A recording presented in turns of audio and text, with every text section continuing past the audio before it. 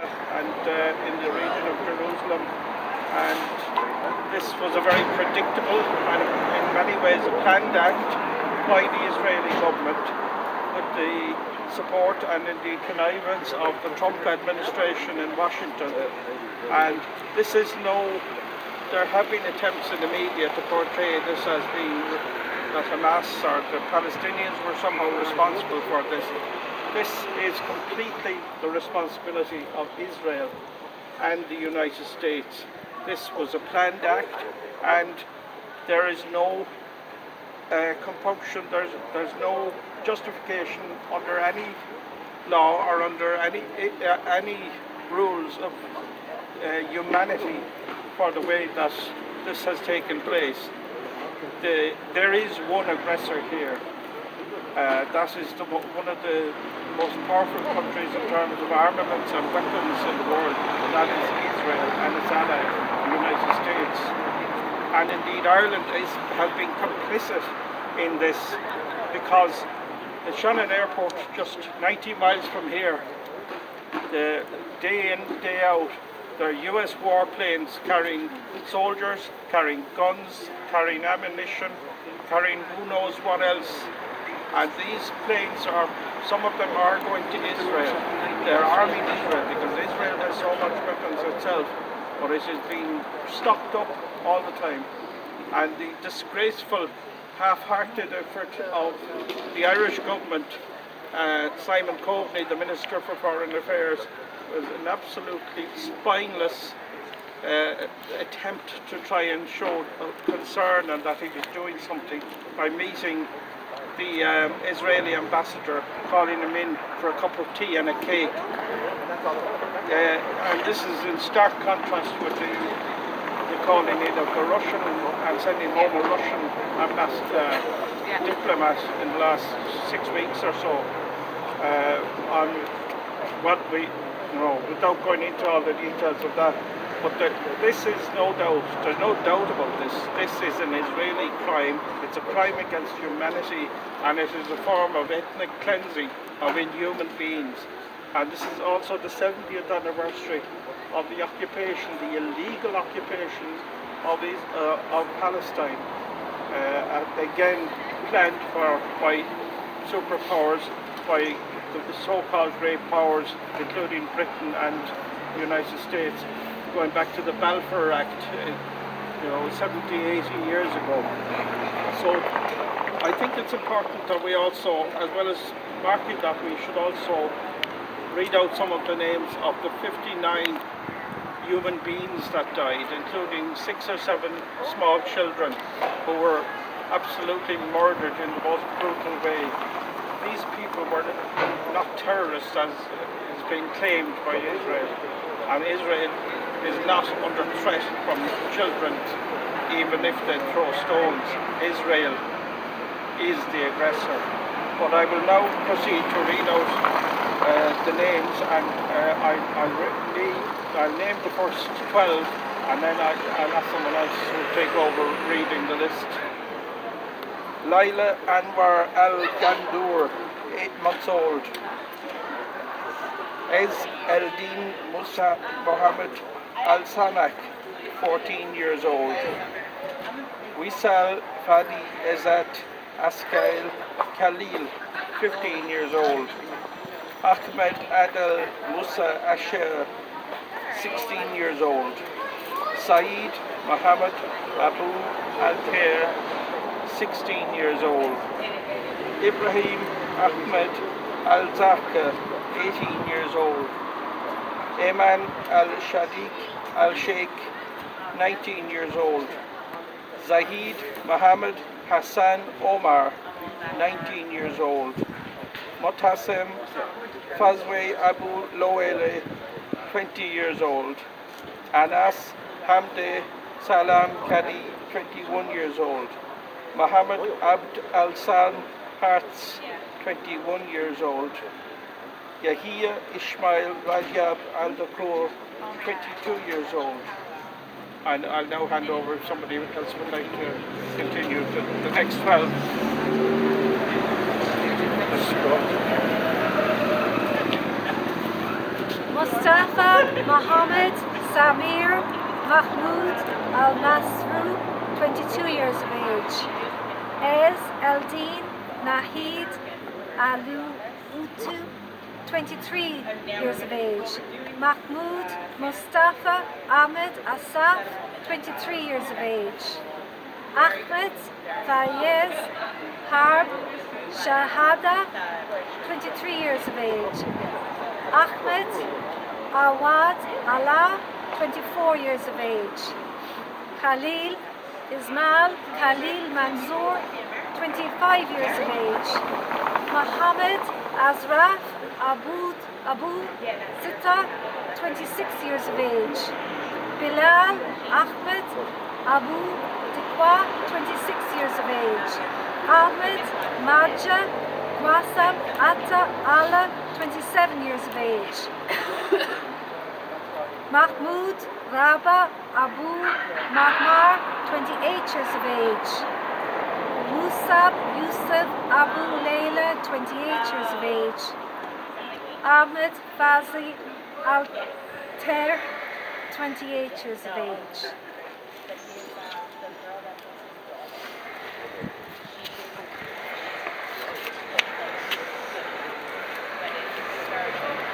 Mahmoud Rabah Abu Hamar, 28 years.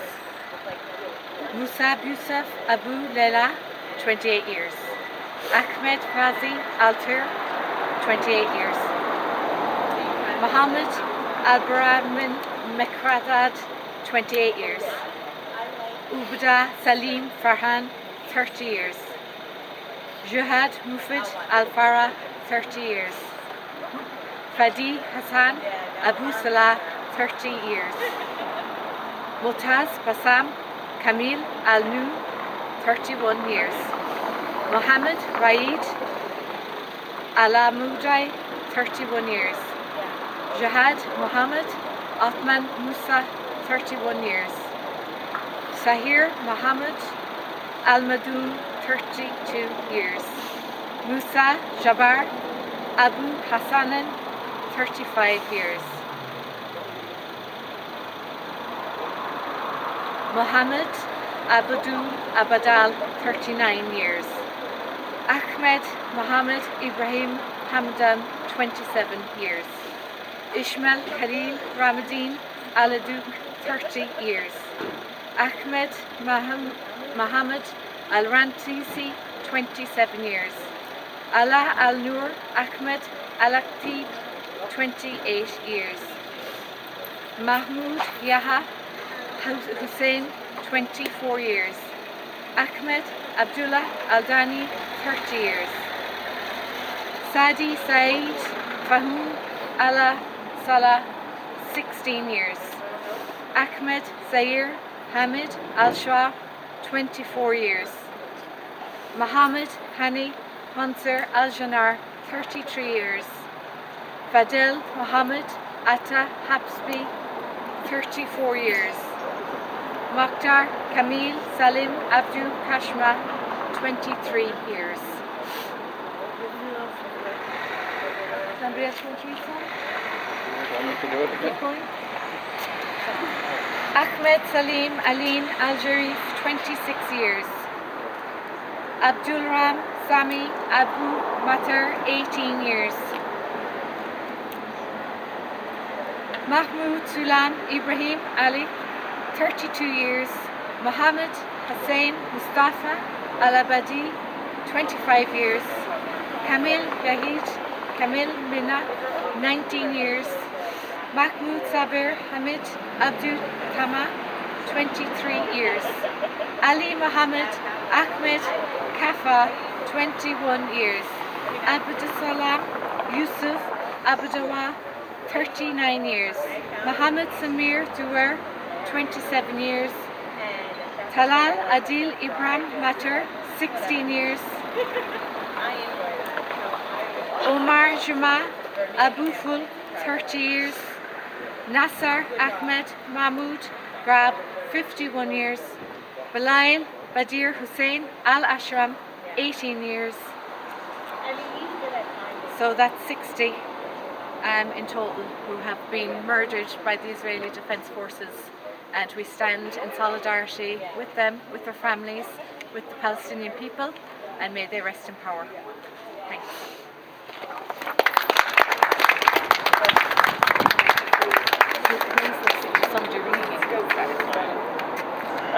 Does anybody else want to say a few words? You're more than welcome.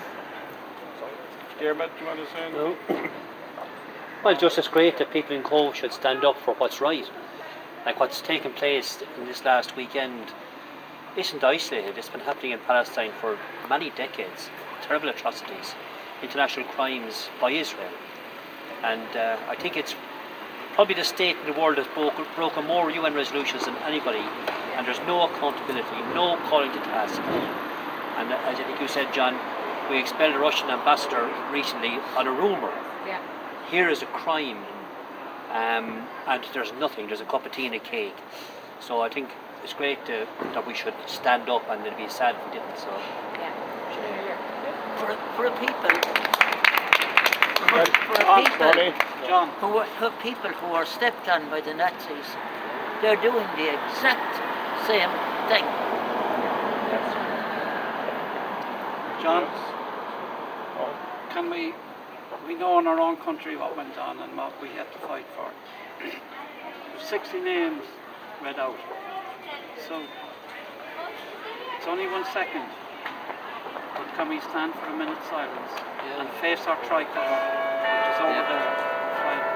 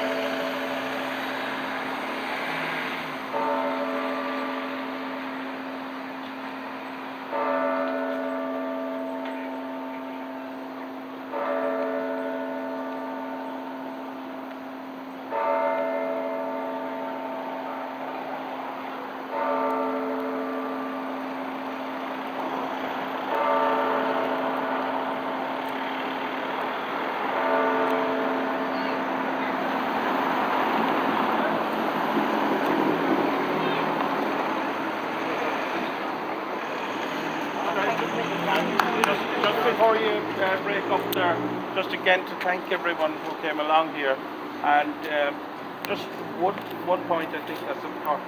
This is only the latest in a long line over the last 70 years of atrocities carried out by Israel. There, Yashin, 1948, when the United Nations and another United States connived, they decided we will give this land to Zionism and create a state for themselves. It didn't matter the fact that this state belonged to other people who lived in it. There were 600,000 initially, but then more, millions thrown out of their homes. They haven't returned to their own homes in 70 years. Their grandparents and grandchildren, they still have their front door keys that they were thrown out of. And despite the fact that since 1993 Palestine has been engaged in a peace process with Israel and the United States, this continues, and every agreement that is made is broken, and every agreement is broken by Israel and Israel alone. And these atrocities have continued. There was Sabra and Shatila in 1982, where over almost 3,000 people were killed in the space of a month. This was a slaughter, and the UN passed another resolution. I think there's almost 20 of them there at this stage. Passing resolutions is not enough. The only thing that is needed, that will, in the case of South Africa, it was the ordinary men and women who boycotted South Africa, stopped buying its products, bring the product to the notice. If they see the Israeli product on the shelves of their shops, they should bring it to the notice of the manager or the owner of the shop and say, I do not want to see this in your shop again, and if you continue to stock it, I will refuse, and I will tell my friends to refuse to give my custom to your shop. That is the only way it can be done, and it has been done successfully in the case of South Africa. Thank you. Thanks, everybody.